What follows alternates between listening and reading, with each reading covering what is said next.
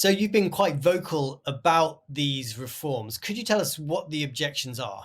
So there are two levels. One is the means by which they were passed, in that this is seen as violating the norms of transparency the legislature should adhere to. So the phrasing is often black box, that there's not a clear review process for experts to weigh in, and it was just rushed through. There's also discourse then that the DPP, while it's a minority, doesn't mean that its rights should be trampled over entirely, because it's not such a large majority that the KMT and TPP have over it, but also then one needs to take into account opposing views. And then apart from that is the question of the bills themselves, that they are seen as allowing for prosecutorial powers that then legislators could weaponize, to use to target individuals they politically don't like, or even to target, for example, companies and force them to reveal their trade secrets. And there are a number of legislators that they themselves have business interests. And so it's feared this will be used for political corruption.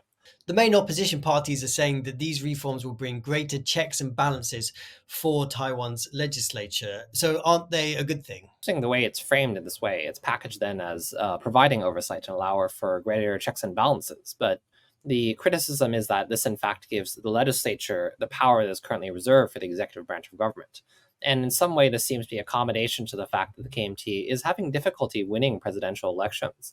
And so instead of trying to craft a compelling political platform to win the next election, you seek to arrogate some of the powers currently for the executive to the legislative branch of government. And in this way, then, the question is, would this also interfere with judiciary powers? Because if then legislators have prosecutorial powers, then that seems to blur the lines between the different branches of government. It's highly likely that all of these measures will go through, as the main opposition parties do have a majority in the legislature. You've been at the protest. Where do you see this protest movement going if the bills do go through? So that's a very good question, because the DPP could seek a constitutional interpretation. The executive branch could raise issues with the bill, and then that might lead to some further space for discussion, or rather mobilizing protests against the bill from the perspective of civil society groups.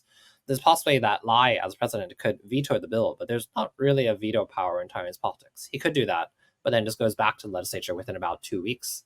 And so it is a question of what happens. And if the KMT presses through, then this amplifies anger regarding them. It's unknown if civil society groups will try to escalate after that, because the focus now is on not escalating, that this is peaceful, and that process should be adhered to. And civil society groups have maintained that rhetoric so far. But it's to be seen if people are angry enough to take actions or take matters into their own hands, such as occurred with the Sunflower Movement 10 years ago. And I think that's one of the bigger questions with the protests, because they have grown to such a size that has not been seen in 10 years. But would there be an attempt to, for example, carry out a form of direct action? And the organizers have emphasized there's no plans like that currently. But who knows what would happen in the future.